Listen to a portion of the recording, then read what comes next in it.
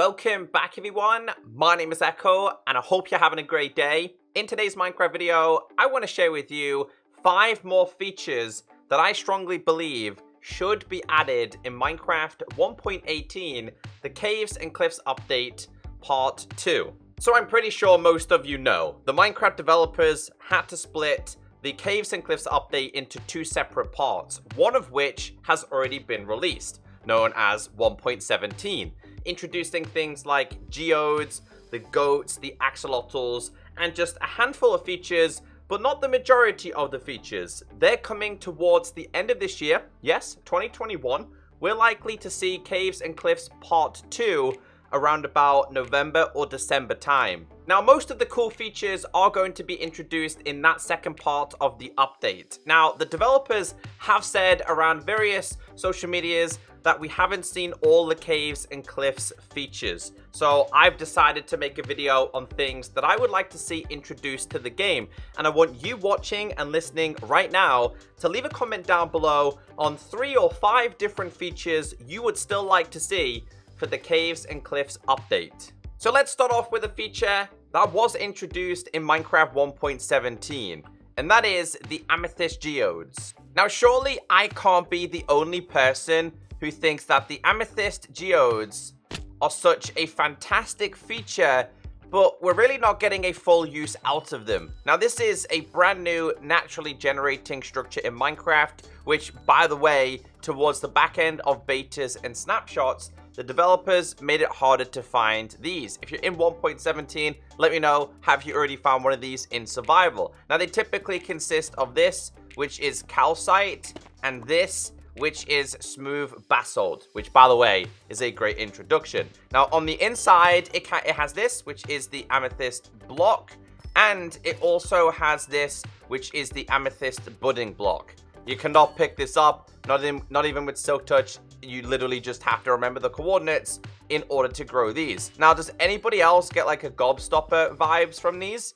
It's what it reminds me of. Anyway, we have shards, and I have Fortune 3 here. This is an amethyst cluster. Now, when you break this, it breaks into shards. And we know that the shards can be used to make the spyglass, which is a huge feature for Minecraft Bedrock.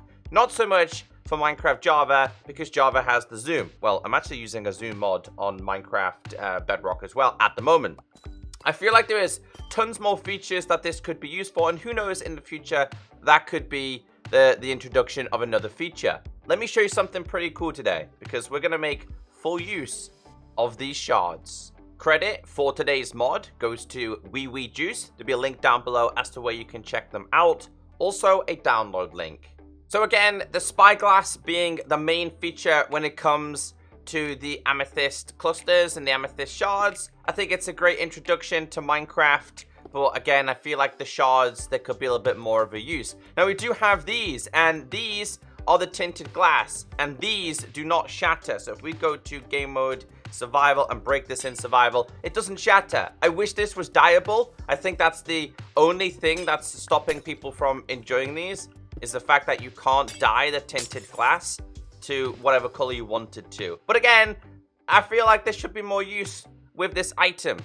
Well, in this video, we have amethyst armor and also amethyst tools and weapons and even a spear with custom animations. So let's start with the basics. As you do with the amethyst, you gotta break these and get the shards. Using fortune will increase how many you get. And we're gonna need quite a few for these to make ourselves a complete set of armor and some tools and things as well. I'm also gonna have to go and get myself some sticks. Just go and take down this tree. So when you're crafting things, it's pretty easy. It's the same recipes as crafting your ordinary chest plates, leggings, helmet, and even your boots. Now, I'm not saying every single material that we get added to Minecraft has to be turned into armor, has to be turned into tools. But, like, all I'm saying is many other video games have hundreds of different options when it comes to like tools and armors, and Minecraft really doesn't. Now, this is basically the same in terms of diamond. However, we do have a couple of different tools that we can make here as well. So you can make yourself a pick, which I believe this is basically the same in terms of durability and damage as diamond, but don't quote me on that. I just think they look really, really cool. I think he did a real good job with these. We have ourselves an axe. We have ourselves a shovel. And we also have ourselves a hoe as well. So you can make your ordinary standard tools here. I kind of like them. Again, there's just something about the amethyst color that looks really, really good in Minecraft. But we have one more thing that we can make. And that is a spear. And it's simply done with going across with 2 sticks and 1 amethyst. And the outcome is an amethyst spear. Now, when you're holding it, it's weird, but check this out. When you attack, it has like a charge attack and has a completely different animation. Now, you also have like a really cool animation in first person as well. So we go and attack something. Let me find something for us. Let's try a wither skeleton. I'm going to try this in like... I'm going to try it in like third person. Come on. Come on. Hold on. Oh, this is... I need it. There you go. This is like a one-shot kill then. How powerful is this? Has an attack damage of 4. But again, it definitely did a lot more damage than 4. Let's try again. Yeah, and it has a really, really, really long range. Let's summon another one. And let's just use the sword. Come on. He's pretty easy to kill. A couple of hits there.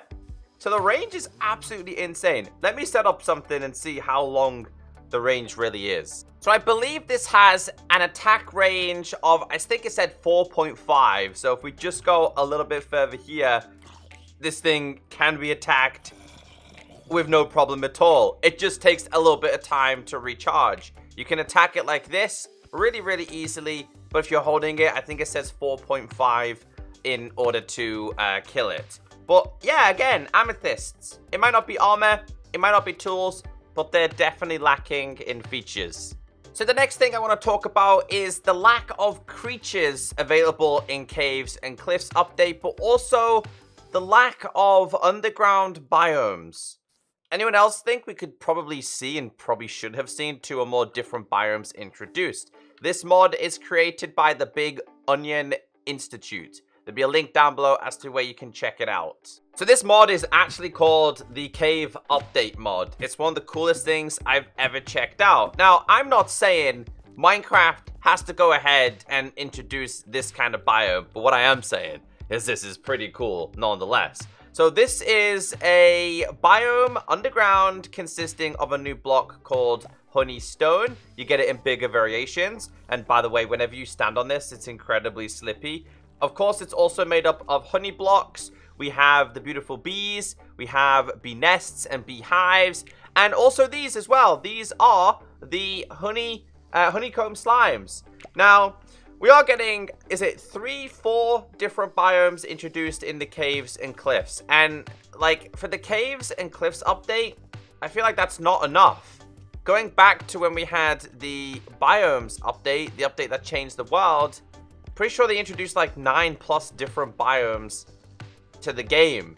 Over the years, they've definitely started to slow things down. Even for the Nether update, it's the exact same. We only have like a handful of different biomes available. So this is one of them. And one thing I also want to show you is like creatures. We're lacking in creatures. So I got a couple of different creatures here, which are all known by crawlers. They look really, really cool, by the way. So they're just little crawlers like this. Like, that's a coal crawler. That's an iron crawler. And that's a diamond crawler. And again, just small little creatures available within the game itself. I think it would just be a great introduction. And these would fit perfect underground. Basically, I just don't want to see another retextured zombie like drowns. These are called goo lanterns, and they literally just bright the whole place up. And this is something else I've also wanted to see, is biome-specific blocks. We have the deep slate variation, right? Why can't we get like desert versions of diamond, desert versions of gold? You've also got prismarine ore and prismarine crystals, which I think are great, by the way. And the lapis ones for the desert. Again, I just think it would be a really, really cool thing. Let me just grab one of these and brighten this up a little bit so you can actually see the full potential of these. Because they are a really, really cool block. I wanted to see biome-specific ores for such a long time. I have another biome for you. This one is the exact same, but this one is in slime variations. And this one is incredibly blended really, really well with the pointed dripstone as well. This one's a little bit darker and scarier compared to the previous one. But the slime blocks, you can bounce on the slime blocks as well. Can you bounce on the stone variations as well? Not really. It's just the slime blocks as well. And I think this is obviously the slime spawner. But more biomes. It's lacking in biomes. I don't care what anyone says. I do think the developers have done a good job with what they are going to be introducing. But more biomes. It's needed. Even if they're just small, compact biomes like this. It's needed. Oh yeah, and check out this little guy. This is a glowworm. So wherever they go, it glows. I love it. Credit for this next mod goes to Forge Logical. Azalea. Borrowing Azalea. How on earth do developers think it's okay to introduce these and introduce these as new type of trees, but not give us new variations of wood? Well, check this out. Look at that. A new variation of wood introduced to Minecraft, which is, of course, the Azalea Wood. Why on earth they think the Azalea trees should go with oak is beyond me. That, to me, is lazy. That needs to change. And Wattles, if you're watching today's video, I told you on Twitter, I got you. Just in case you don't know, Wattles has wanted to see Azalea Wood and tree variations for so long. So this, again, introducing a new type of wood variation, which is slightly hollow there. I think that's just a visual glitch with this mod. These come in, this is log form. They also come in plank form. You can also craft doors and you name it. So we're going to take down this. We're going to take down this. And we're going to do some crafting. So I don't really know what kind of color you could go for Azalea. It's not a tree that I'm very well familiar with. I'm just going to craft myself a crafting table here. Okay, so I can't use that to craft a crafting table. Unfortunate there. Let's do /give @p crafting table. So much easier. But these, again, as you've seen, can be crafted down into these. If we just convert all of these, you are able to make yourself doors as well. We have ourselves the Azalea door. As for planks and things, I think you have to manually get these a different way. Again, this is just a mod. You can make, you can make the stairs. Okay, we can make the stairs. We just can't make ourselves a slab variation. A stair, trapdoor. I really like this door, by the way. I strongly believe every door in Minecraft, you should be able to visibly see through it. Let's go and grab a couple more blocks, because there's a couple more you can get with this. So a couple more things with this is Azalea fences. You've got the stripped variation, which looks so good. The plank, the stair. We have the stripped log. I think I already showed you that one. No, that's the full block of it. And then we do have planks, by the way. There is a way to get planks. Through the magic of commands, it is possible to get yourself the plank. So, sorry, the slab. Slab, not plank. Slab. Super impressed. I think Azalea could be a great introduction. They don't need to be oak. Change that, Minecraft. Credit for this next mod goes to Finley Auburn. Minecraft goats. What a fantastic introduction to the game. But what if we can make them better?